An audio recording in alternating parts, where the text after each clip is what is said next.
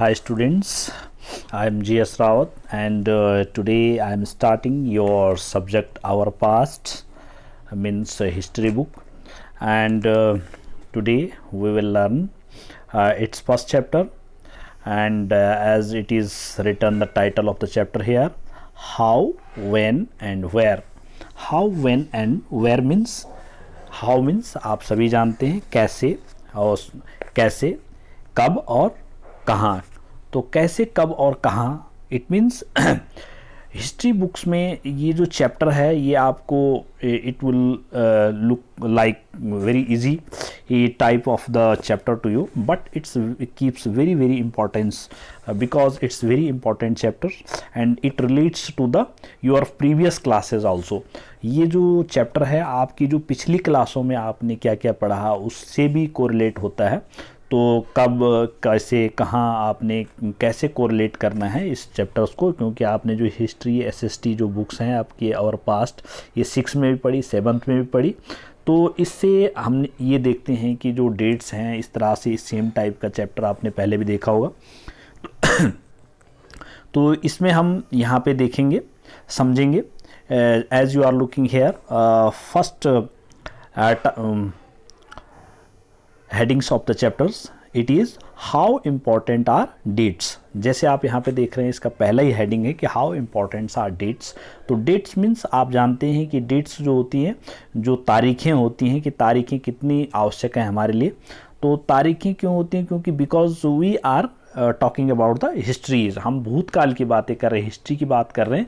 तो उसमें हम ये जानते हैं कि कौन सी तिथि में या कौन से साल में, कौन से ईयर में, किस समय में हमने कौन से काम किए थे, उस चीज़ को हमने जानना है. तो हमें डेट्स की यहाँ पे बहुत इम्पोर्टेंस होती है. So let's learn and understand the chapter. There was a time when historian were fascinated with dates. तो historians means the peoples who were keeping records of the histories. means historians वो लोग होते हैं जो इतिहास के बारे में या प्राचीन काल के पुराने बारे में, भूतकाल के बारे में जितनी भी जानकारियाँ होती है उसको जुटाते हैं और उसको लेखबद्ध करते हैं, उसको एक बुक के रूप में, एक रिकॉर्ड के रूप में अपने पास रखते हैं. तो वो जो लोग होते हैं those are called historians. So historians means fascinated with dates. और ये लोग जो है फैसिनेटेड होते हैं, आकर्षित होते हैं डेट्स के प्रति, क्योंकि there were heated debates about the dates on which rulers were crowned or battles were fought.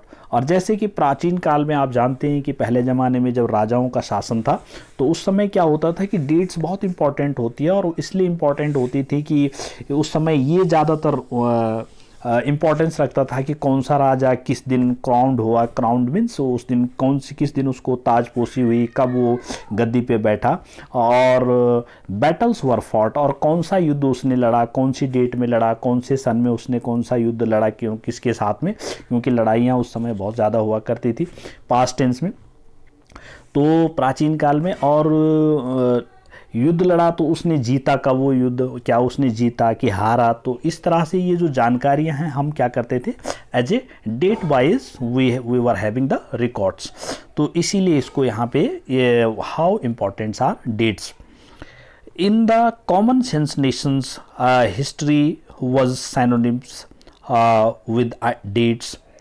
You may have heard people say, I find history boring because it's all about memorizing dates.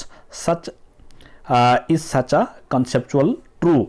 तो यहाँ पे एक कहा जा रहा है कि जो डेट्स होती हैं इस तरह से हिस्ट्री में जो है पहले ज़्यादातर जो है डेट्स के बारे में ज़्यादातर फोकस किया जाता था कि उस तिथि में उस राजा ने वो क्राउन किया, उस तिथि में युद्ध जीता, तो उन पे ज़्यादा फोकस. लेकिन आज की डेट में ऐसा नहीं है.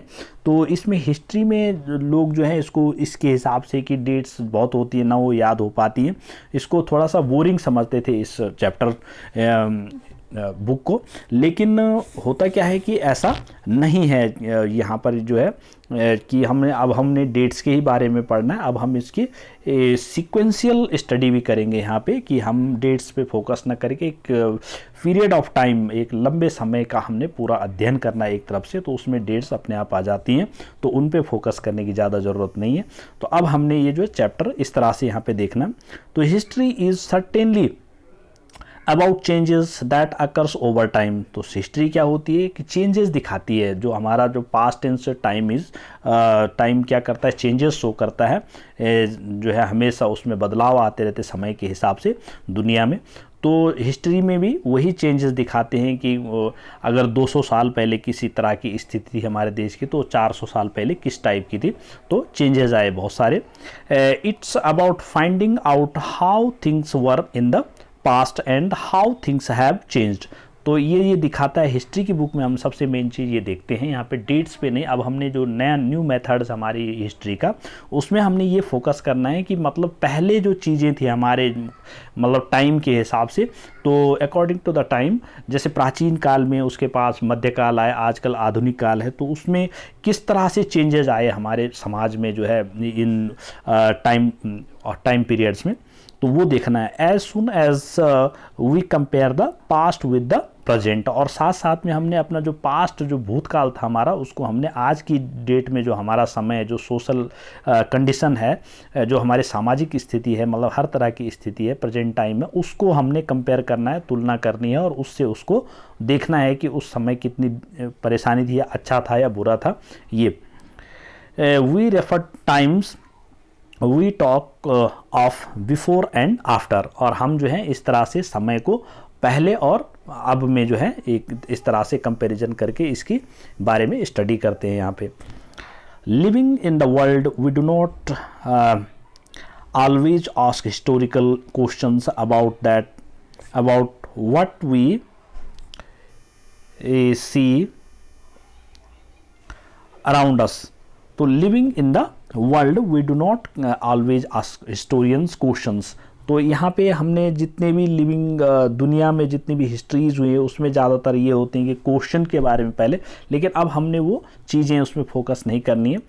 We take things for granted as if what we see has always been in the world we inhabit.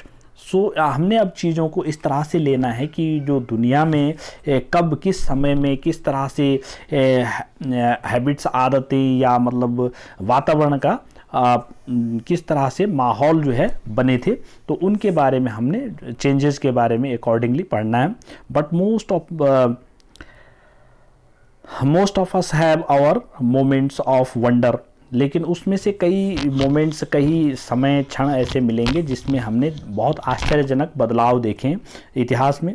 When we are curious and we ask questions that actually are historical, और जब हम वास्तव में जो है ऐतिहासिक घटनाओं के बारे में देखते हैं, तो watching someone sip a cup of tea at a roadside tea stall you may wonder। तो इस तरह से जब हम देखते हैं कि क्या आपको लगता है कि जो हिस्ट्री है, जो इतिहास है, वो किस तरह से बना होगा, तो किस तरह से हम इसमें मतलब स्टडी करते हैं, ये हम इस चैप्टर में देखेंगे। तो वाचिंग समवन, जैसे आप देखते हैं कि कोई आदमी है एक सड़क के किनारे पे कहीं पे जो है चाय पी रहा है, कहीं पे बैठ के रोड साइड में एक टी स्टॉल पे छोटे से लगे रहते हैं, वहाँ पे कोई चाय पी रहा है, तो ये आपको दिखेगा कि क्या वंडर, एक छोटा सा सरप्राइजिंग आपको दिखेगा। But when did people begin to drink tea और कॉफ़ी। लेकिन अगर आप ये सोचेंगे कि भाई, जो आप और डीप में जाएंगे कि लोगों ने चाय पीना या कॉफ़ी पीना कब शुरू किया होगा, तो ये जो है looking out of the Windows of a train you may ask your self. और इसी तरह से आप ट्रेन से जब बाहर झांक के देखते हैं, ट्रेनों पे आप सफ़र करते हैं, और आप देखते हैं कि when were railway built and how did people travel long distances before the age of railways. और इसी तरह से आप जब रेलवे में सफ़र करते हैं तो आप बाहर देखते हैं चीज़ें, आपको बड़ा अच्छा लगता है रेल में सफ़र करते हुए, लेकिन उसी में आप ये भी सोच सकते हैं कि रेलवे कब शुरू हुई होंगी, इस दुनिया में रेल का आविष्कार कब हुआ होगा, किस समय शुरू हुई होगी। तो ये भी क्वेश्चन आपके दिमाग में कहीं ना कहीं उठते होंगे। Reading and newspaper in a morning, you may be curious to know how people got to hear about things before newspaper began to be printed।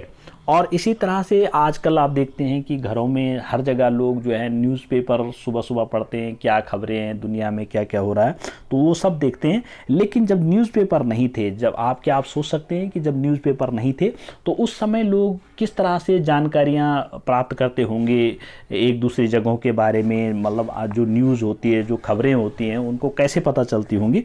तो ये भी एक क्वेश्चन होता है। तो ये सारी चीज़ें भी हम जो है थ्रू हिस्ट्री के थ्रू हम फाइंड आउट करते हैं।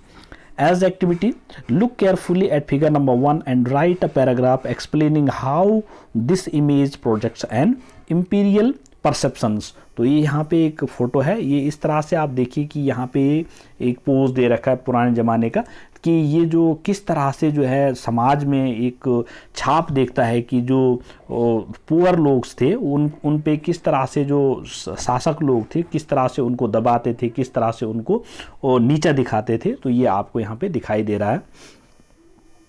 Now it's a picture of ब्राह्मण ऑफरिंग द शास्त्र to Britannia front piece to the first map produced by the James Rennell।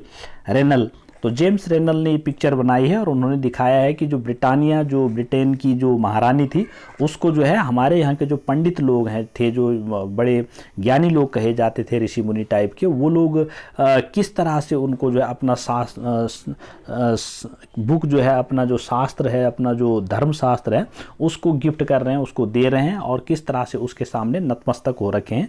तो ये यहाँ पे दिखाया। Rennell was asked by Robert Clive to produce maps of the Hindustan and enthusiasm reporter of the British conquest of India.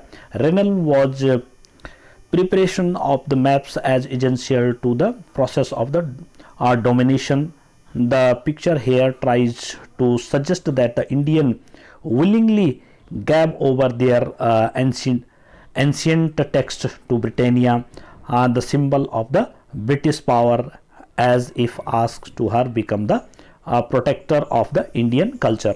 तो यहाँ पे ये दिखाया गया है कि इसका मतलब ये है कि यहाँ पे दिखाया गया है कि जो ब्रिटिश लोग थे उन्होंने हमारे यहाँ ज़बरदस्ती कोई भी आक्रमण टाइप का या यहाँ पे कोई अधिकार प्राप्त ज़बरदस्ती जो है अधिकार प्राप्त नहीं किया, बल्कि हमारे यहाँ के लोगों ने उनको जो है बड़े रिस्पेक्टिवली, बड़े उनका आदर करके यहाँ पे हमने उनको बुलाया था और उनसे जो है यहाँ पे उनको बसाया था, हमने उनका बड़ा रिस्पेक्ट किया क्योंकि वो लोग अच्छे लोग थे। इस तरह से इस पिक्चर को यहाँ पे दिखाया गया।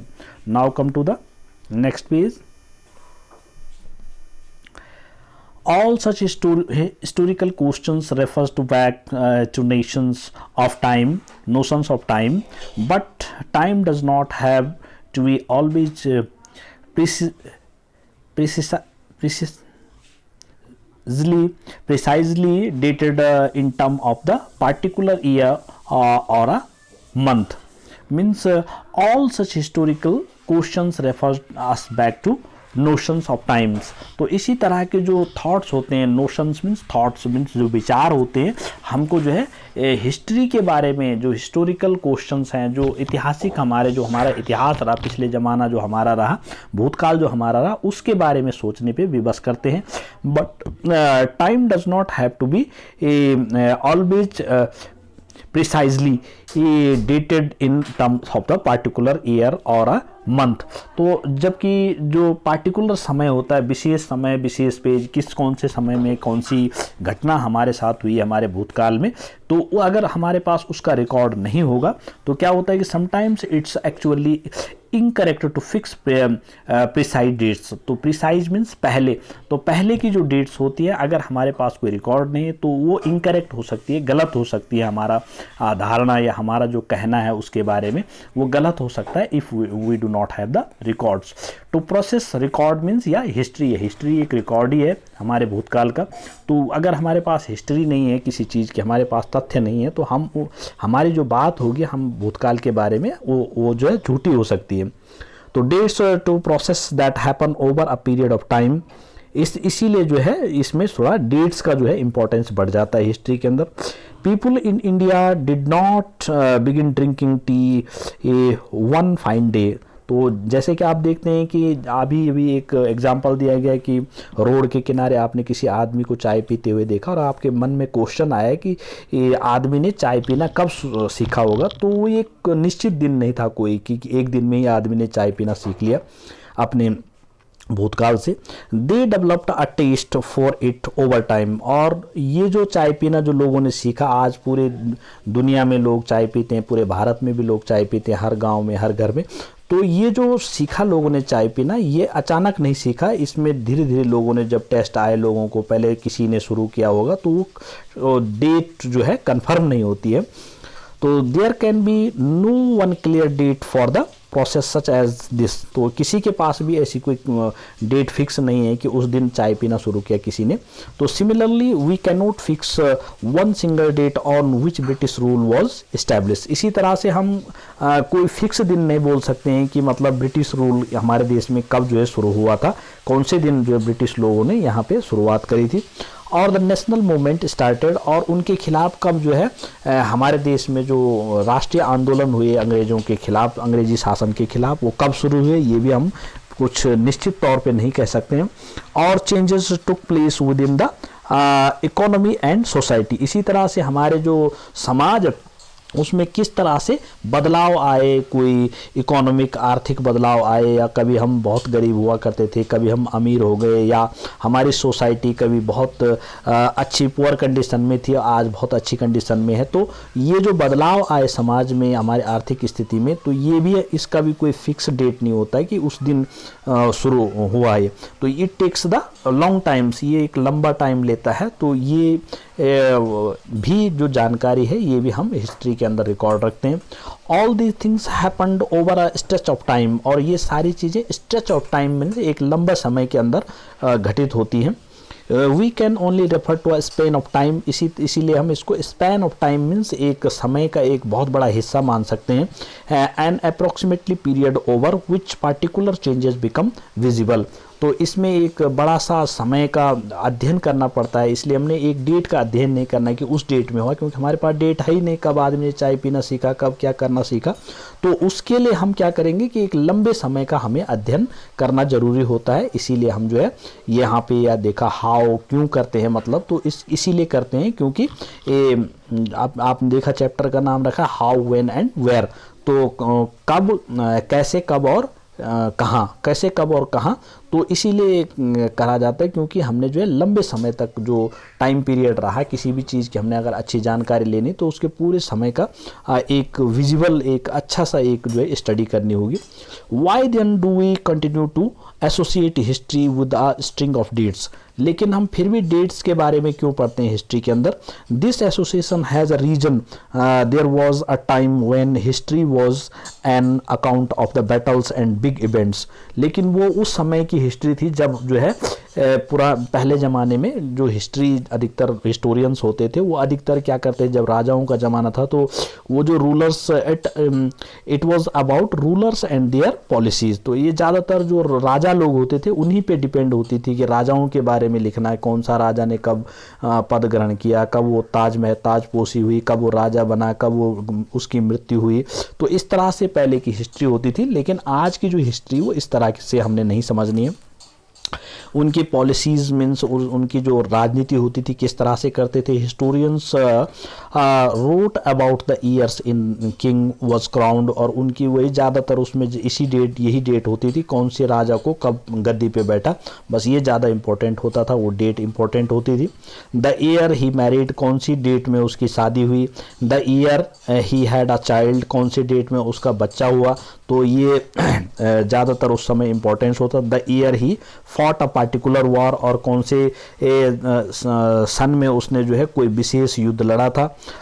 द ईयर ही डाइड, और कौन से ईयर में वो मरा था। तो and the year the next ruler succeeded to the throne, और उसकी जगह पर जब वो राजा मर गया तो उसकी जगह पे दूसरा किसको जो है ताजपोशी, किसको जो है जो थ्रोन है, जो मुकुट है, वो किसको पहनाया गया। थ्रोन मीन्स मुकुट, जो राजा का जो मुकुट होता है जो पहले पहना जाता था, तो वो किसको पहनाया गया। For events such as these specific dates can be determined, तो इसीलिए पहले ज़माने में जो हिस्ट्री होती थी, जो हमारी पुरानी हिस्ट्री होती थी, उसमें ज़्यादातर डेट्स का बहुत इंपॉर्टेंस था। And this in history such as these debates about dates continue to be important, और इस तरह से जो है जो डेट्स का इंपॉर्टेंस जो है पहले हिस्ट्री में ज़्यादा होता था। But as you have seen in the history text books of the past 2 years, लेकिन जैसे आपने अभी पिछले 2 सालों में हिस्ट्री की बुक्स देखी होगी, तो historians now right about a host of other issues. अब वो उन डेट्स के बारे में नहीं लिखते हैं, आज की जो हिस्ट्री होती है अब हम डेट्स के बारे में नहीं लिखते हैं, अब हम दूसरे इश्यूज़ पे, दूसरे मुद्दों पे बात करते हैं।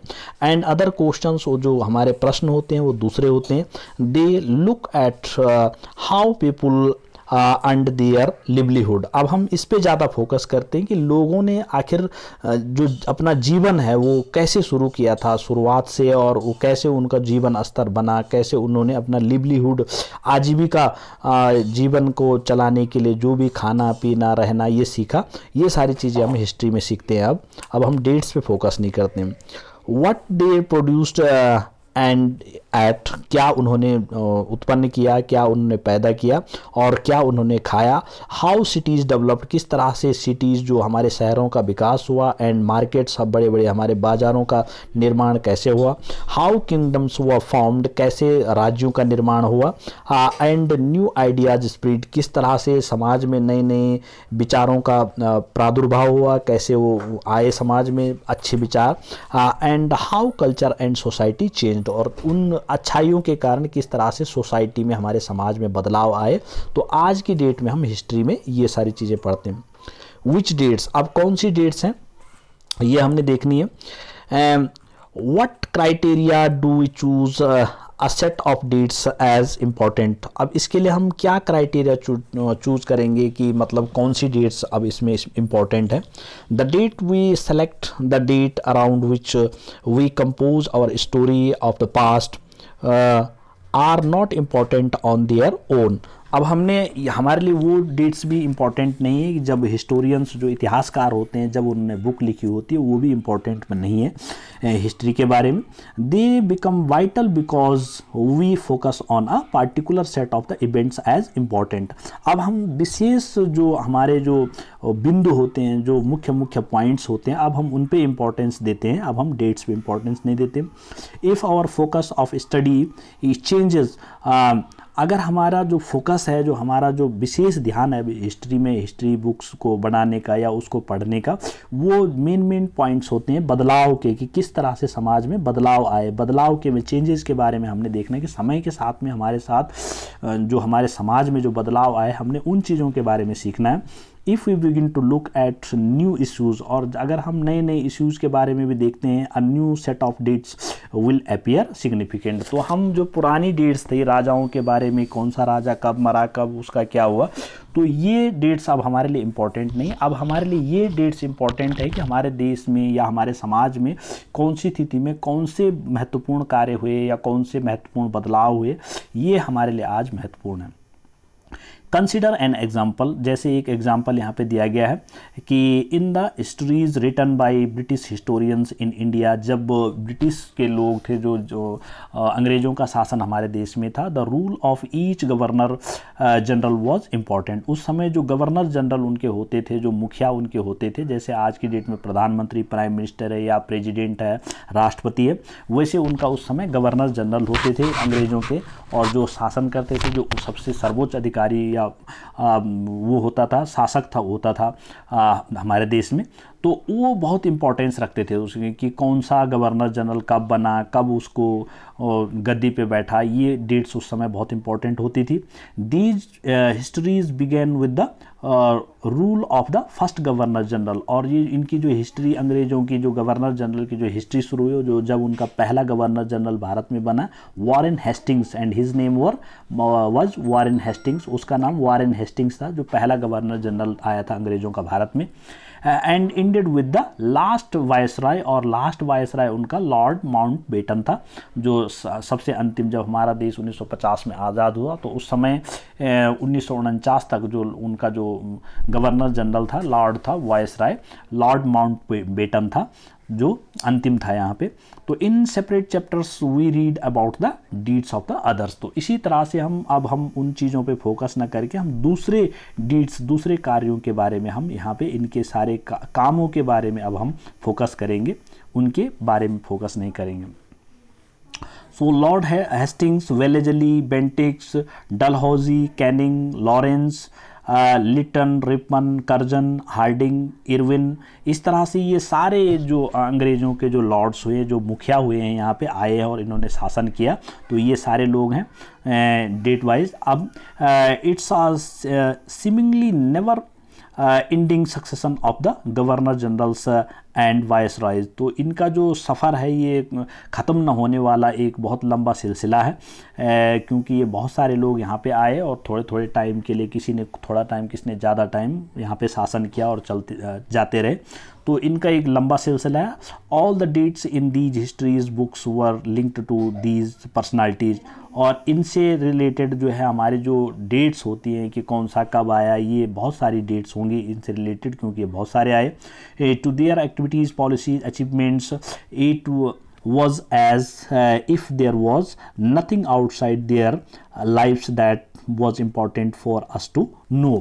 अब हमने, हमारे लिए जो डेट्स थी कि कौन सी डेट्स में कौन सा वायसराय या गवर्नर जनरल हमारे देश में गद्दी पे बैठा, कब वो गया, ये इम्पॉर्टेंट नहीं है हमारे लिए। अब ये इम्पॉर्टेंट है हिस्ट्री के अंदर कि उनकी एक्टिविटीज़ क्या थी, उन्होंने क्या क्या काम किए हमारे देश के अंदर, उनकी पॉलिसीज़ क्या निकाली उन्होंने क्या क्या अचीवमेंट्स किए, क्या क्या उन्होंने यहाँ पे सफलताएँ पाई। तो अब हमने ये चीज़ों पे फोकस करना और इनको पढ़ना है यहाँ पे हिस्ट्री में। तो दूसरा यहाँ पे ये है कि their lifes important for us no, और ये देखना हमने कि उन लोगों ने हमारे लिए, हमारे जीवन के लिए क्या अच्छा किया या बुरा किया। The chronology of their lifes mark the different chapters of the history of British. और इसी तरह से हमारे जो क्रोनोलॉजी है, मीन्स जो पुरातत्व, जो ऐतिहासिक जो घटनाएं जो हमारी हुई है, तो इनमें हमने ये देखना है कि सारे चैप्टरों में कि हिस्ट्री में जो ब्रिटिश लोग थे, जो अंग्रेज़ लोग थे, उन्होंने किस समय में कौन कौन से डेवलपमेंट कार्य किए, क्या क्या अचीवमेंट्स किए, क्या क्या अच्छा बुरा जो उनके कार्यशैली रही, उनकी पॉलिसीज़ रही, उनके बारे में अब हमने यहाँ पे सीखना है। We can not quite about the history of this period in a different वे।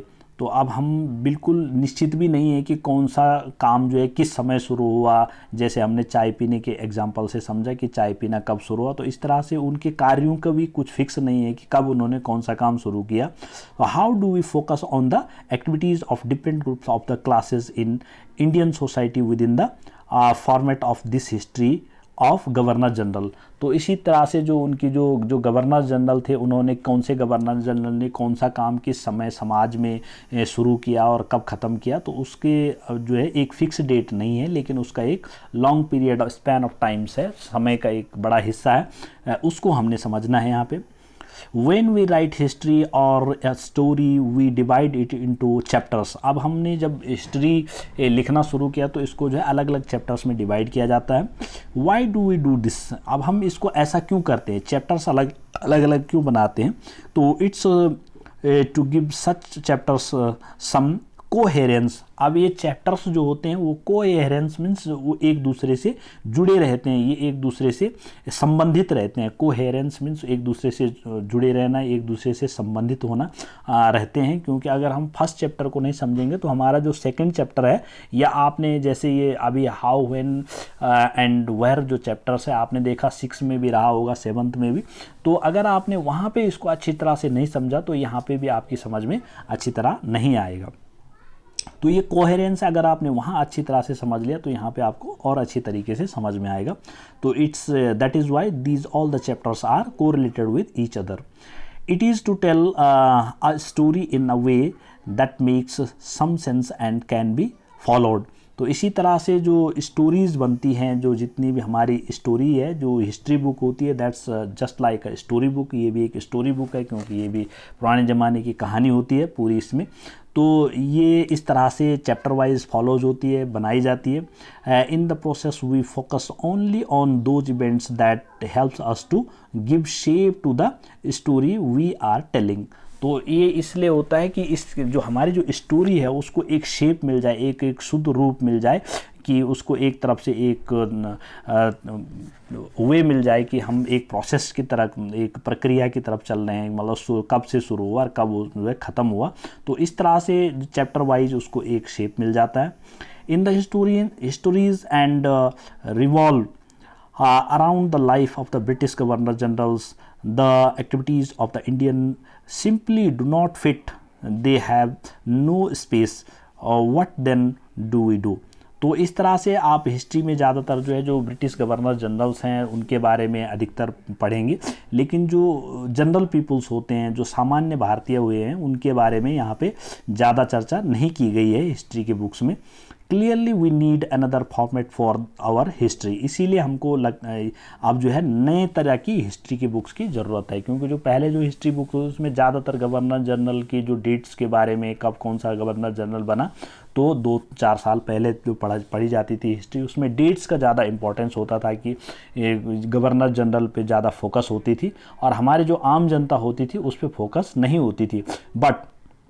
लेकिन अब जो है this would mean that the old dates will no longer have the significance they earlier had. A new set of dates will become more important for us to know.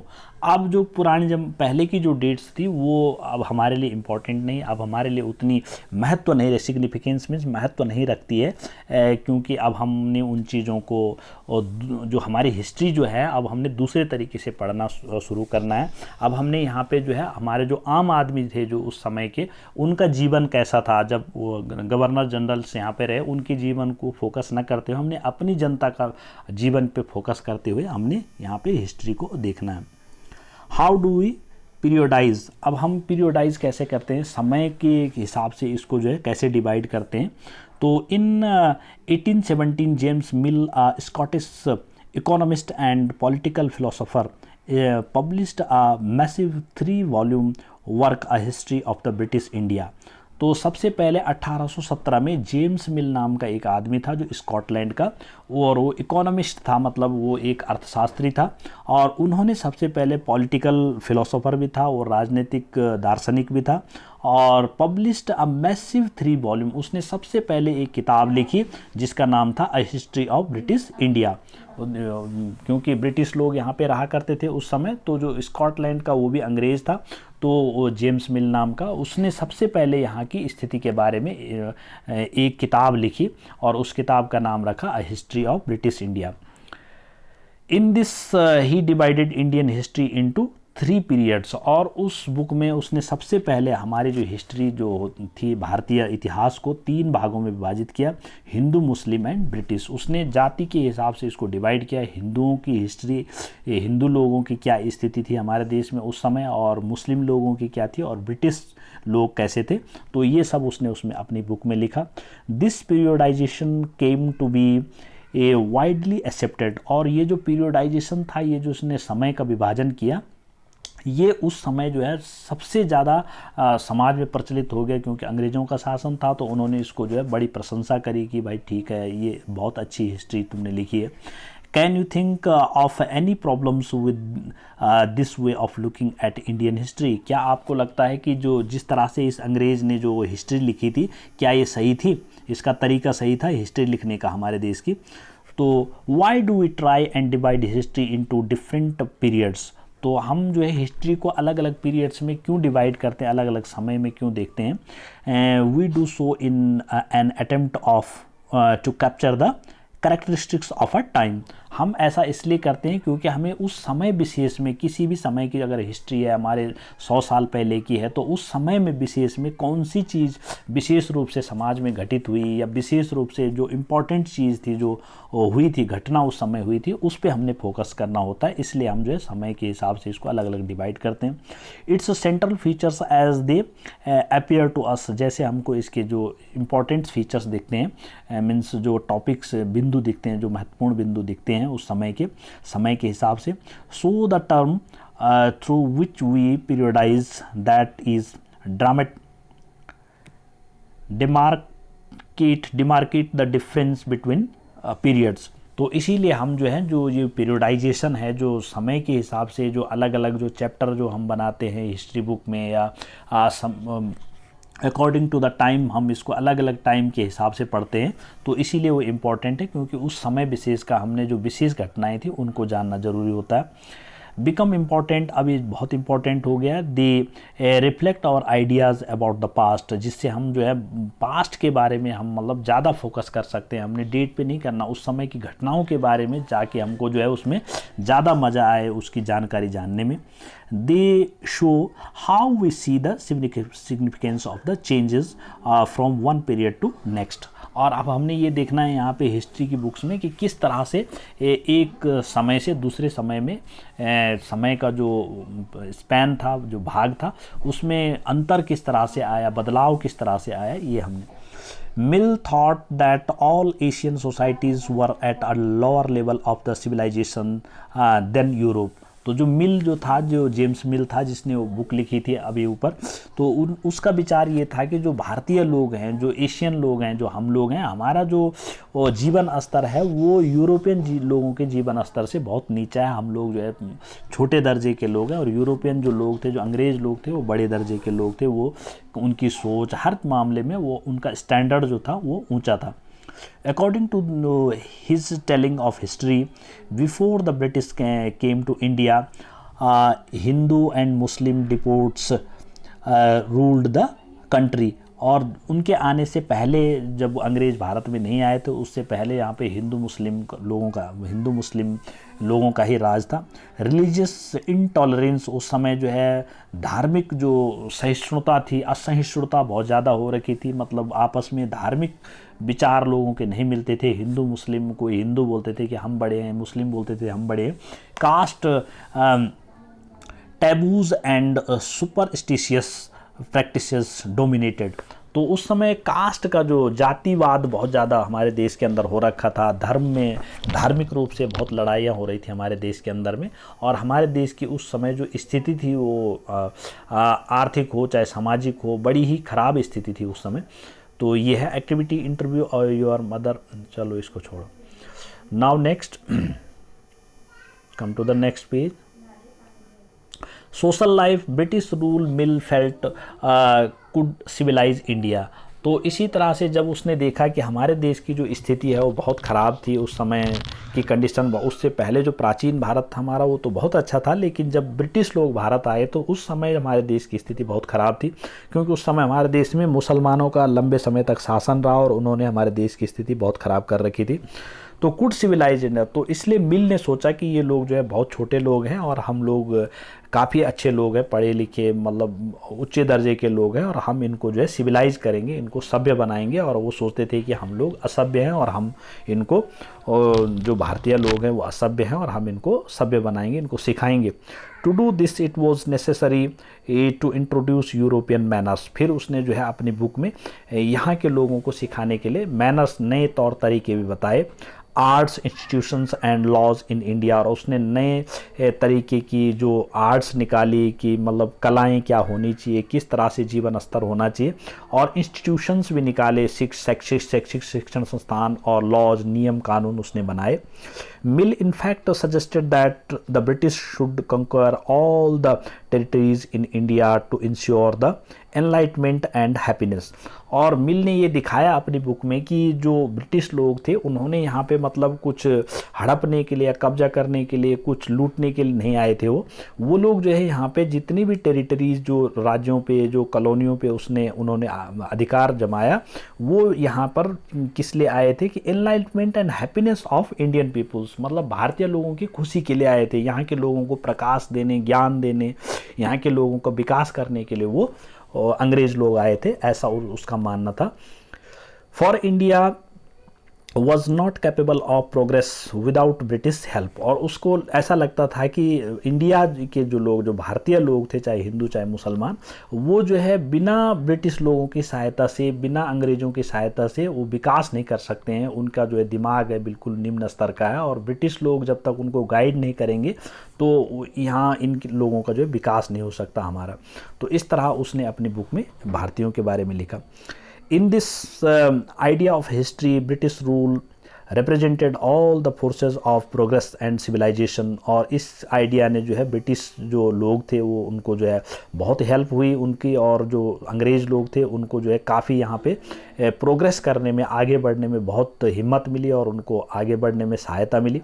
The period before British rule was one of the darkness, लेकिन जो वास्तव में जो British rule था हमारे देश पे वो एक बहुत बड़ा खतरा था, एक काला समय था, बुरा समय था।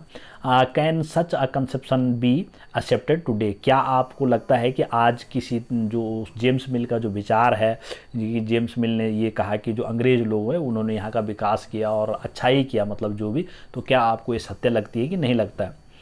In any case, can we refer to any period of history as Hindu or Muslim did not a variety of faiths exist simultaneously in these periods, or in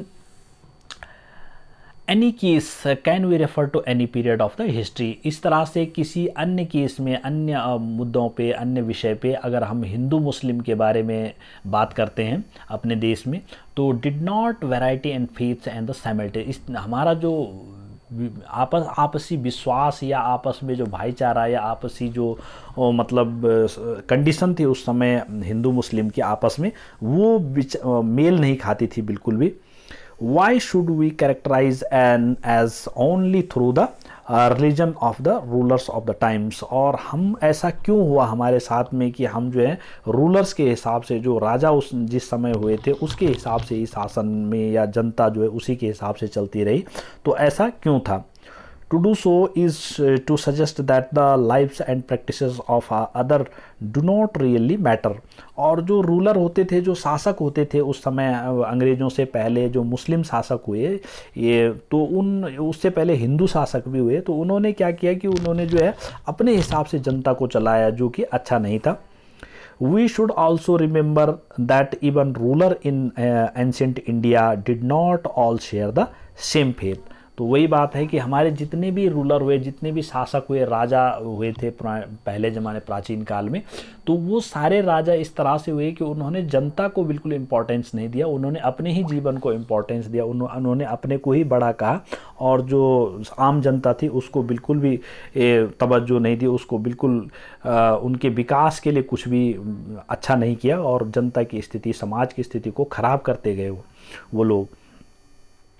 Moving away from British classification, historians have usually divided Indian history into ancient, medieval and modern.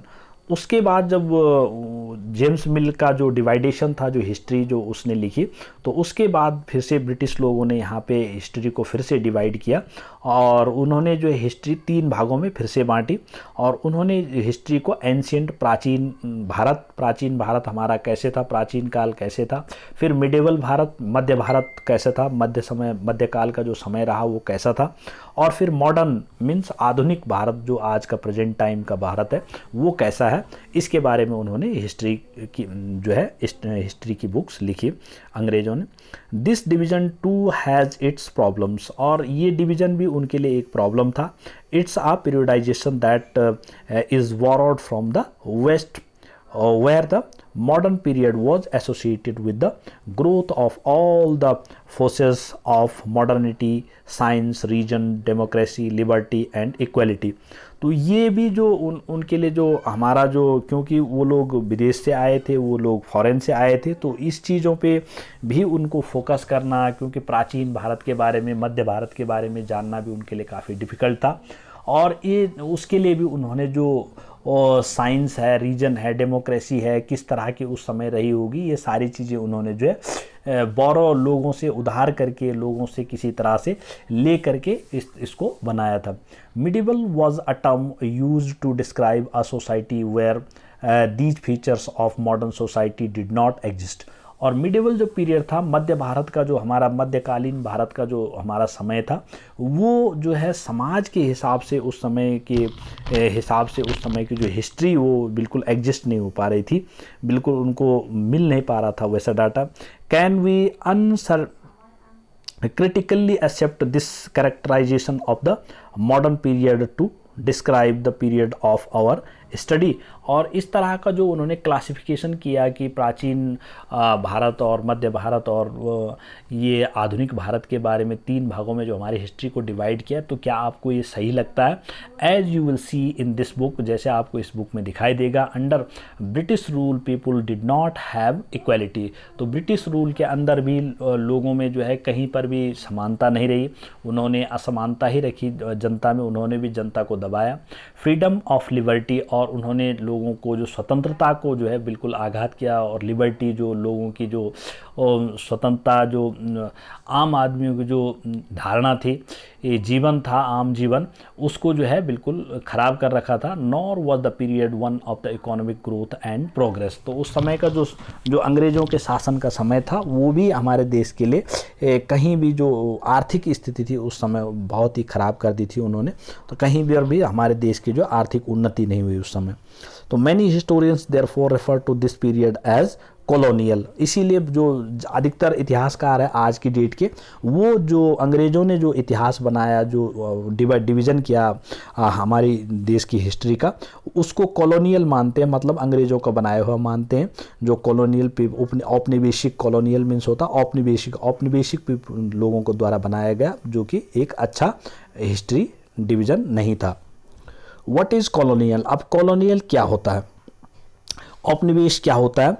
तो in this book you will read about the way the British came to conquer and country and establish their rules. इस किताब में आप अधिकतर यही पढ़ोगे कि किस तरह से ब्रिटिश लोग हमारे देश में आए, उन्होंने किस तरह से हमारे यहाँ विजय हासिल की, जीत हासिल की, और किस तरह से उन्होंने यहाँ पे रूलिंग किया। ये सारी चीज़ें हम इसमें पढ़ेंगे। तो सबजुगेटिंग लोकल नवाब्स एंड राजाज, किस तरह से उन्होंने सबजुगेटिंग मीन्स लोकल जो नवाब होते थे, अधिकतर उस समय मुसलमानों का शासन था, तो मुस्लिम शासक जो होते उनको नवाब कहा जाता था। तो नवाब और जो राजा लोग भी, कुछ हमारे हिंदू राजा भी होते थे, तो नवाब और राजा लोगों को किस तरह से उन्होंने सबजुगेटिंग मैंने उनको अपने अधिकार में लिया, किस तरह से उनको हराया, किस तरह से उनको दबाया। तो ये हम यहाँ पे इस बुक में देखेंगे। You will see how they established control over the economy and society, और हम ये भी देखेंगे कि किस तरह से उन्होंने जो है हमारी आर्थिक स्थिति पे, अर्थ जो वो है हमारा विभाग पूरा, उस पे, और सोसाइटी पे, पूरे समाज पे किस तरह से उन्होंने कब्जा किया।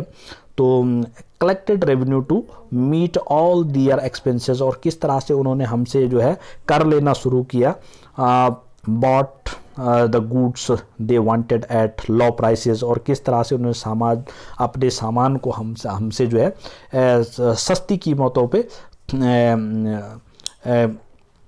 हमारा जो सामान था, हमारे देश की जो भी चीज़ें थी, उसको सस्ती कीमतों पे ख़रीदा। और produced crops they needed for export, और हमारे देश की जो भी फसलें होती थी उसको सस्ते दर पे लेकर के विदेशों में एक्सपोर्ट किया करते थे, निर्यात किया करते थे। And you will understand the changes that came about as consequences, और इस तरह के बहुत सारे बदलाव आप लोग इस जो है बुक में पढ़ेंगे। You will also come to know what about the changes British rules brought about in values and tastes, customs and practices। तो इस तरह से हम और भी चीज़ों के बारे में जानेंगे कि जो ब्रिटिश लोग जब हमारे देश में आए तो उन्होंने किस तरह से हमारे देश के जो टेस्ट थे, मतलब जो हमारे देश का जो किसी भी चीज़ का जो आनंद था, जो अच्छाई थी, उन चीज़ों को कैसे बदला, कस्टम्स रीति रिवाज कैसे बदले, प्रैक्टिसेस हमारे देश में जो भी प्रथाएं होती थी उनको कैसे चेंज किया। तो ये सारी चीज़ें हम इस बुक में यहाँ पे पढ़ेंगे। When the subjugating of one country by another leads to these kinds of political and economic social and cultural changes. तो जब अंग्रेज लोगों ने जो है हमारे देश में जो है अपना अधिकार कर लिया, या हमारे राजाओं को जो यहाँ के शासक थे उनको अपने कब्जे में ले लिया, तो उस प्रकार से फिर उन्होंने किस तरह से पॉलिटिकल सिस्टम बनाया, कैसे उन्होंने राजनीतिक, आर्थिक और सामाजिक स्थिति कैसे उत्पन्न करी हमारे देश में, कौन सा कल्चरल सिस्टम बनाया, तो वो सारी चीज़ें हम यहाँ पे देखेंगे। We refer to process as colonization. तो अब हम ये जो प्रोसेस था इसी को कोलोनाइजेशन कहते हैं। मतलब उन्होंने जो हमारे समाज में, हमारे देश में जो जो बदलाव लाए, जो जो चेंजेस लाए और जो नया लाइफ स्टाइल लोगों को जीने पे मजबूर किया, जो हमारा पुराने रीति रिवाज थे, हमारा धार्मिक प्रथाएं थी, हमारे जो कंडीशन इकोनॉमिक आर्थिक स्थिति थी, उसको बदल करके उन्होंने किस तरह से जो सारा अपने तरीके से हमारे देश में अपना राज चलाया, तो उसको जो है that is called the colonization, उसको ही औपनिवेशवाद कहते हैं। You will however find that all classes and groups did not experience these changes in the same way। तो आपने देखा होगा कि हर क्लास में इस तरह से जो चेंजेस होते हैं आप लोगों ने देखे होंगे। That is why the book is called the our past in the plurals. और आपने इसीलिए जो इस बुक का नाम है आवर पास्ट रखा हुआ। आवर पास्ट मीन्स हमारे भूतकालों, पास्ट नहीं रखा, पास्ट मीन्स एक भूतकाल और पास्ट मीन्स बहुत सारे भूतकाल, क्योंकि हमने जो इस हिस्ट्री बुक में बहुत सारी घटनाओं के बारे में, भूतकाल की जो हमारा बीता हुआ समय है उसकी बहुत सारी घटनाओं के बारे में जानकारी लेनी है। एक चीज़ के बारे में नहीं पढ़ना हमने इसमें, तो बहुत सारी चीज़ों के बारे में पढ़ना है। That is why this books name is our past. How do we know, अब हम किस तरह से जाने कि what sources do historians use in writing about the last 250 years of the Indian history. तो पिछले जो है 250 साल के अंदर में जो हिस्टोरियंस थे, जो हमारे इतिहासकार हुए, जो इतिहास के बारे में बुक्स लिखी, तो किस तरह से उन्होंने किस टॉपिक्स पे उन्होंने लिखा ज़्यादातर, तो हम यहाँ पे देखेंगे। एडमिनिस्ट्रेशन प्रोड्यूसेस रिकॉर्ड्स, उन्होंने अधिकतर जो है एडमिनिस्ट्रेशन पे अपना फोकस किया। उन्होंने एडमिनिस्ट्रेशन मीन्स किस तरह से उनको जो यहाँ पे प्रशासन था, प्रशासनिक व्यवस्थाएं कैसी रही उस समय 250 साल पहले, मीन्स वही अंग्रेजों के शासन के बीच में हमारे देश में किस तरह से प्रशासनिक व्यवस्था थी, शासन प्रशासन कैसे चल रहा था, प्रोड्यूसर्स रिकॉर्ड, और उन्होंने क्या रिकॉर्ड्स बनाए, कैसे अपने लेखागार बनाए, तो वो हम यहाँ पे ज़्यादातर फोकस करेंगे।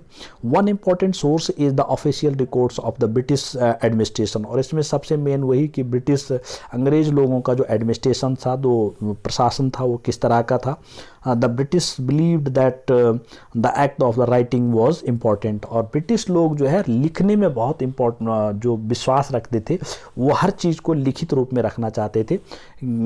उनका जो वर्बली बहुत कम काम होता है और रिटर्न में ही सारा काम ज़्यादातर होता था। Every instruction, plan, policy, decision, agreements, investigations had to be clearly written up. तो उनके जितने भी प्लान होते थे, एवरी इंस्ट्रक्शंस में कुछ भी किसी को, अगर किसी को थोड़ा सा कोई आदेश देना है, कोई डायरेक्शन देना है, तो वो प्लान बनाना है, पॉलिसी बनानी है, कोई नियम बनाना है, डिसीजन लेना, कोई निर्णय लेना है, कोई एग्रीमेंट, कोई सहमति बनानी है, इन्वेस्टिगेशन मीन्स हमने कोई खोज करनी है, तो ये सारी चीज़ें क्लियरली बिल्कुल स्पष्ट रूप से कागज़ पे लिख के तैयार की जाती थी उनके समय। तो लिखने का बड़ा महत्व हुआ उनके समय में।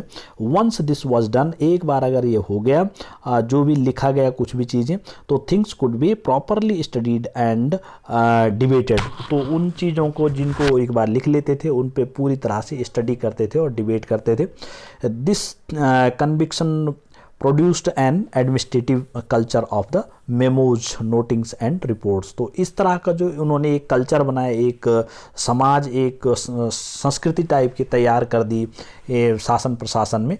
तो इसमें क्या हुआ कि जो एडमिनिस्ट्रेशन, जो प्रशासन था, उसका एक अलग तरह का कल्चर बन गया, जिसमें अधिकतर मेमोज होते थे। मेमोरेंडम मीन्स फिर से रिवाइज कराना किसी चीज़ को कि भाई वो चीज़ हमने बनाई तो उसके बारे में क्या हुआ, तो उसको बोलते हैं मेमोज। मेमोज, नोटिंग्स, नोट्स बनाने किसी भी चीज़ के बारे में, भाई हमने कोई टॉपिक दे दिया कि इस पर काम करना है, तो उसके बारे में विस्तृत जानकारी, that is notings and reports लिखना उन चीज़ों पे।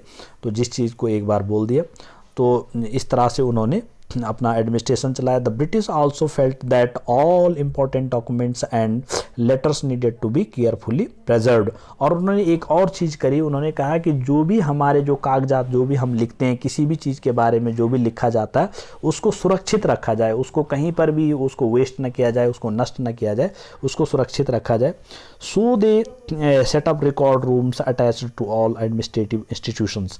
और इसीलिए उन्होंने जो रिकॉर्ड रूम अभिलेखागार बनाए साथ साथ में, जहाँ पर भी जो भी इंस्टीट्यूशन एडमिनिस्ट्रेटिव प्रशासनिक उनकी बॉडीज़ होती थी, जैसे कलेक्ट्रेट आज की डेट में बोलते हैं, तो वहाँ पे सारे लिखित रिकॉर्ड होते हैं सभी चीज़ों के, ज़मीन के हो चाहे कुछ भी दैनिक कार्यवाही जो भी लोग करते हैं आपस में, तो उन सब चीज़ों के रिकॉर्ड्स लिखित रूप में लेटर्स होते हैं और उनको एक अभिलेखागार में रिकॉर्ड के रूप में आज भी रखा जाता है।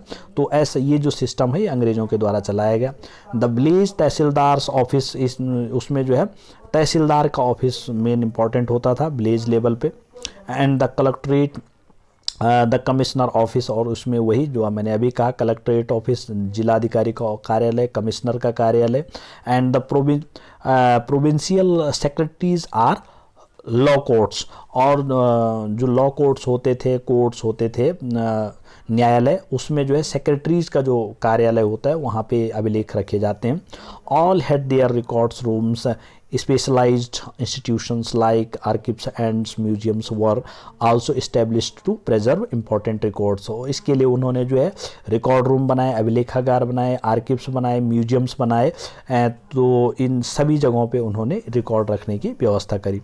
Letter and memos that moved from the branch of the administrations to another in the early years of the 19th century can still be read in the archives. तो letters and memos that moved from one branch of administration, जो भी letters उन्होंने एक अपने एक branch से, एक शाखा से दूसरी शाखा में भेजे, to another in the early years of the 19वीं सदी में जितने भी उन्होंने जो लेटर्स लिखे थे, उन सारे लेटर्स को, उन सारे पत्रों को, उन सारे अभिलेखों को can still be read in the archives, उनको जो है अभी भी आर्किव में पढ़ा जा सकता है।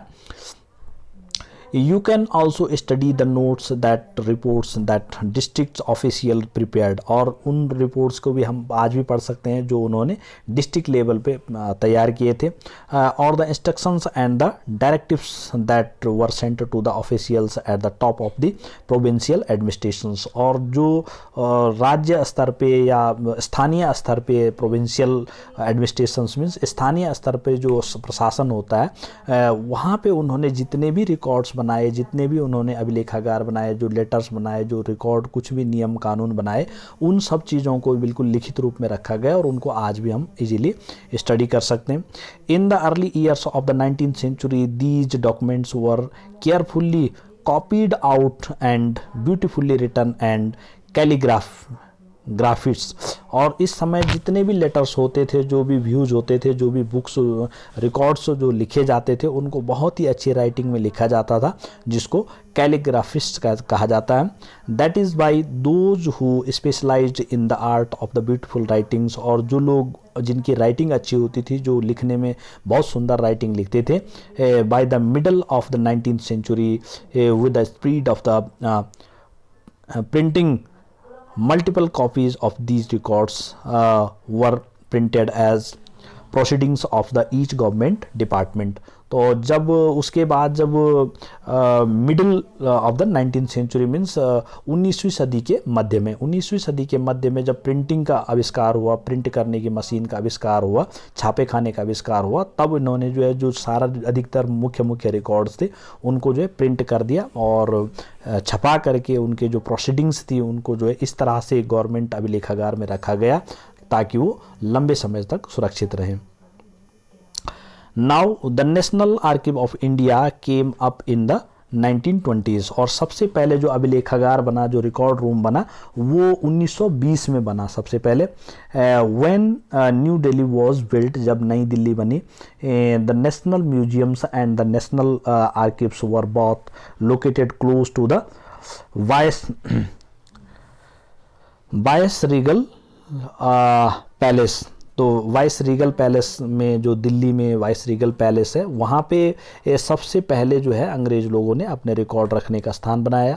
This location reflect the importance these institutions had in British imagination. तो यहाँ पे ये अभिलेखागार अभी भी दिखाई दे रहा, ये दिल्ली में है। तो यहाँ पे इन्होंने उस समय बनाया था सबसे पहले। Now surveys become important. उसके बाद दूसरा काम उन्होंने, एक तो उन्होंने रिकॉर्ड रखने का काम, हर चीज़ लिखित रूप में रखने का काम किया।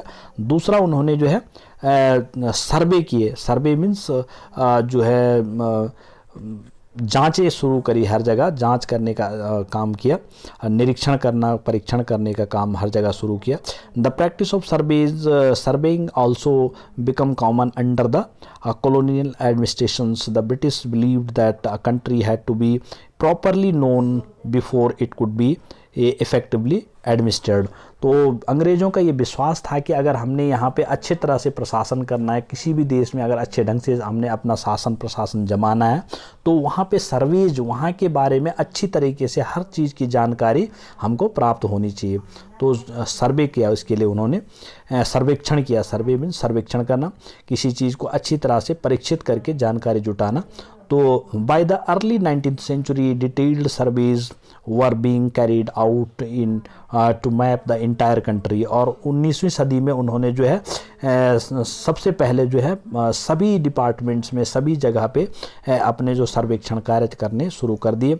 In the villages revenue surveys were conducted. और गांव स्तर पे जो है जो रेवेन्यू, जो राजस्व के विभाग था, उसके द्वारा सर्वे किए गए। The effort was to know the topography. और उसमें स्थलीय स्तर पे, टोपोग्राफी माने स्थलीय, बिल्कुल निम्न स्तर तक, बिल्कुल जगह जगह पे जा कर के उन्होंने सब जगह सर्वे किए, परीक्षण किए। द सॉइल क्वालिटी, उन्होंने जो है मिट्टी की क्वालिटी तक चेक करी कि कौन सी स्थान पे कि कौन सी अच्छी मिट्टी होती है, उपजाऊ मिट्टी होती है। द फ्लोरा द फौना, और उन्होंने फ्लोरा फौना नाम की जगह से the local histories and the cropping patterns, उन्होंने अब वहाँ से जो है लोकल हिस्ट्री, वहाँ की जो स्थानीय हिस्ट्री थी, वहाँ के जो क्रॉपिंग पैटर्न्स मीन्स वहाँ के जो फसल उगाने का जो तरीका था, all the facts seen as a necessary to know about the administer the region. उसने सारे फैक्ट्स को बिल्कुल लिखित रूप में रख करके अपना जो प्रशासनिक अधिकारी होता था उस जगह का, अंग्रेज़ों का, उसके पास जमा कर दिए।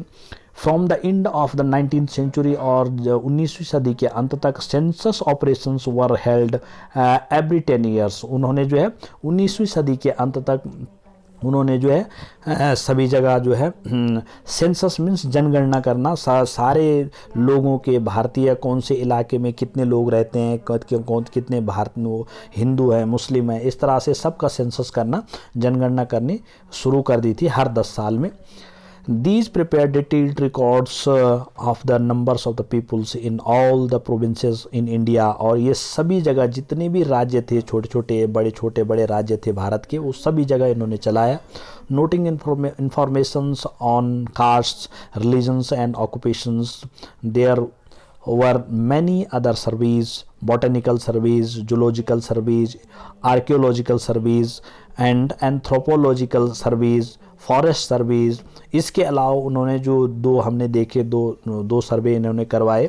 एक तो सेंसस करवाया, जनगणना करवाई सब जगह लोगों की पूरे देश में, और दूसरा इन्होंने जो है अलग अलग बॉटनिकल सर्वेज मीन्स पेड़ पौधों की भी इन्होंने गिनती कर डाली कि कितने प्रकार की वनस्पतियाँ, कितने प्रकार के पेड़ पौधे कौन से स्थान पे होते हैं, तो ये भी कराया। जूलॉजिकल जीव जंतुओं का सर्वे करवाया। आर्कियोलॉजिकल ऐतिहासिक सर्वे करवाए कि कौन सी चीज़ें कितनी पुरानी है, पुरातात्विक सर्वे। एंथ्रोपोलॉजिकल सर्वेज कराए इन्होंने। फॉरेस्ट सर्वे, जंगलों का सर्वे करवाया। तो इस तरह के इन्होंने बहुत सारे सर्वे करवाए अंग्रेज़ों ने। What official records do not tell. तो कौन से ऑफिशियल रिकॉर्ड ऐसे हैं जो वो नहीं करवाए उन्होंने। From this vast corpus of the records we can get to know a lot. और इस तरह से जो उन्होंने रिकॉर्ड बनाए, बहुत बड़ा एक रिकॉर्ड बना दिया, लिखित रिकॉर्ड उन्होंने एक अभिलेख बना दिया। अपने समय में जितना समय उन्होंने यहाँ पे शासन किया, उस समय में उन्होंने एक हर चीज़ के बारे में एक लिखित जानकारी जुटाई और काफ़ी रिकॉर्ड तैयार कर दिया। बट वी मस्ट रिमेंबर, लेकिन हमको याद रहना चाहिए कि that these are official records, ये सारे के सारे जो है ऑफिशियल रिकॉर्ड्स थे, ये सरकारी कार्यालय जो थे उनके वहाँ पे रखे गए, व्यक्तिगत रूप से नहीं थे। They tell us what the official thought, ये हमें ये सिखाते हैं कि ऑफिशियल काम करने का तरीका क्या होता है। तो इस तरह से mapping and surveying operations in the progress in Bengal are drawing by James Prinsep. तो जेम्स प्रिंसेप ने एक ये उस समय का पिक्चर ले, एक फ़ोटो ले रखी है कि किस तरह से लोग, अंग्रेज़ लोग जो जगह की जो सर्वे करते थे, किस तरह से ज़मीन या मिट्टी को वहाँ पे चेक करते थे। तो ये यहाँ पे कर रहे हैं। Now come to the next, ये और भी पिक्चर्स हैं, देखो ये किस तरह से ज़मीन, खेती के बारे में ये सभी चीज़ यहाँ पे सर्वे चला रहे हैं। तो ये all these pictures are from related to that time. Now the revolts of 1817, और ये यहाँ पे एक 1857 1857 की जो क्रांति हुई थी सबसे पहले अंग्रेज़ों के खिलाफ हमारे देश में, तो उसका एक चित्र है कि किस तरह से उस समय जो है हमारे देश के लोगों को वो किया गया था। Images need to be carefully studied for they project the viewpoint of those who create them. This image can be found in several illustrated books produced by the British after the 1857 rebellion. The caption at the bottom says, mutinous sepoys share the loot in British representations. The rebels appears greedy, vicious and brutal. You will read about the rebellion in chapter 5. तो उन्होंने, अंग्रेज़ों ने ये कहा कि ये दिखाया इस चित्र में कि जो भारतीय लोग थे उन्होंने जो है अंग्रेज़ लोगों को लूटा, अंग्रेज़ लोगों को लूटते हुए यहाँ पे दिखाया गया। यहाँ पे देखो अंग्रेज़ों को किस तरह से मतलब दबा रखा है। तो उन्होंने ये दिखाया कि भारतीय लोगों ने जो है उन पे ज़बरदस्ती करी, अंग्रेज़ों ने नहीं करी बल्कि भारतीय लोगों ने उन पे ज़बरदस्ती करी। ये इस तरह से ये चित्र खींच रखा उन्होंने, और उन्होंने दिखाया कि उन्होंने उनसे जो है अपने लालच के लिए ब्रूटल मीन्स बुरी तरह से गलत तरीक़ों से उनको जो है मारा पीटा, और उनके साथ रिवेल मीन्स युद्ध किया, उनके साथ लड़ाइयाँ करी। तो इस तरह से इसके बारे में आप ज़्यादातर जो है चैप्टर 5 में पढ़ेंगे। They were interested in the what they wished to preserve for posterity। तो ये वो ज़्यादातर अंग्रेज़ लोग इसमें इंटरेस्टेड थे, वो जो है करने में आनंद लेते थे कि किस तरह से हम हर चीज़ का एक रिकॉर्ड बनाएं। And these records do not always help in understand what other people in the country felt. तो उन जो रिकॉर्ड से हम ये नहीं समझ सकते कि जो लोग हैं दूसरे देश के अंदर, जितने भी अलग अलग जगहों पे जितने भी लोग रहते हैं, कि उनकी स्थिति के बारे में इनमें कुछ भी पता नहीं चलता है। एंड व्हाट ले बिहाइंड दियर एक्शंस, और उनके क्रियाकलापों के बारे में इनमें कुछ भी नहीं है। इन्होंने अलग अलग प्रकार के सर्वेज करे, रिकॉर्ड्स तो बहुत बनाए, लेकिन लोकल जो स्थिति थी हमारे देश की, हमारे जो लोकल जो लोग थे, आम जनता जो थी, उसके बारे में इनमें कोई भी रिकॉर्ड नहीं है। For that we need to look elsewhere, इसलिए हमको दूसरे जगहों से उन चीज़ों के बारे में, उस समय के मानव जो लोग थे, उस समय की जो स्थिति थी, जो आम जनता का आम जीवन था, उसको हमने दूसरी जगहों से उनके बारे में जानकारी जुटानी है। When we begin to search for these other sources we find them in plenty. अगर हम दूसरे सोर्सों से अगर हम इनके बारे में जानकारी जुटाएंगे, दूसरे उस समय के आमजन की ज़िंदगी के बारे में, तो हमको बहुत सारी जगहों से मिल जाएगा। Though they are more difficult to get than official records, ये ऑफिशियल रिकॉर्ड से मिलना यद्यपि हमारे लिए कठिन है। We have diaries of peoples, इसके लिए हम जो है उस समय के जो स्थानीय लोग हुआ करते, उनकी जो डायरियाँ हुआ करती थी, उनकी जो अपनी व्यक्तिगत पुस्तकें होती थी, उनको पढ़ना पड़ेगा। अकाउंट्स ऑफ पिलग्रिम्स, हमको उनके जो धार्मिक स्थान होते थे, पिलग्रिम्स जो होते थे, उनके बारे में जानना है। ट्रैवलर्स, जो उस समय के जो ट्रैवलर्स थे यातायात करने, ऑटोबायोग्राफीज़, लोगों की जो अपने जीवन का जो बायोग्राफी होती थी, वो सारी पढ़नी पड़ेगी। And important personalities and popular booklets that were sold in the local bazaars, और जो उस समय के लोकल बाज़ार होते थे उसमें कौन सी किताबें उस समय बिकती थी, उस समय क्या पॉपुलर होता था, उस समय किस टाइप के लोग होते थे समाज में, उस तरह से हम उनकी जानकारी जुटा सकते हैं।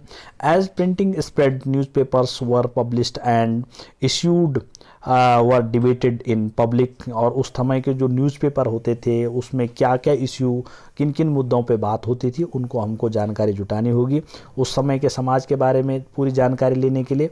And leaders and reforms wrote to spread their ideas, poets and novelists wrote to express their feelings, और उस समय के जो लीडर्स होते थे, नेता होते थे, हिंदू सामान्य आम नेता होते थे, रिफॉर्म्स मीन्स जो क्रांतिकारी होते थे, स्प्रेड देयर आइडियाज़ उनके जो व्यूज़ होते थे, उनके जो विचार होते थे, पोइट्स उस समय के जो कवि होते थे, नॉवलिस्ट जो उपन्यासकार होते थे, तो उनकी जो बुक्स है उससे हमको जो है जानकारी प्राप्त हो सकती है उस समय के आमजन की।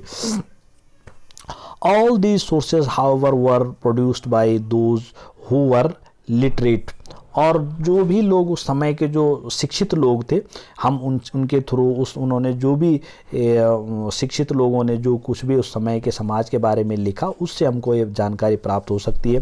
From these we will not be able to understand how history was experienced and lived by the tribal and the peasants, तो इससे हम जो है ये समझ सकते हैं कि जो ट्राइबल होते थे, जो गांव देहात में रहने वाले बिल्कुल आम जनता जो होती थी, और पीजेंट्स मीन्स छोटे छोटे जो किसान होते थे उस समय के, उन सब के जीवन के बारे में हम जानकारी जुटा सकते हैं। The workers in the mines और the poor on the streets, और जितने भी खानों में काम करने वाले जो गरीब लोग थे, जो फुटपाथ पे रहने वाले लोग थे, getting to know their lifes in the more difficult task, उनके जीवन के बारे में जानना बहुत कठिन काम था, होता है हिस्ट्री में अंतर्गत जुटाना।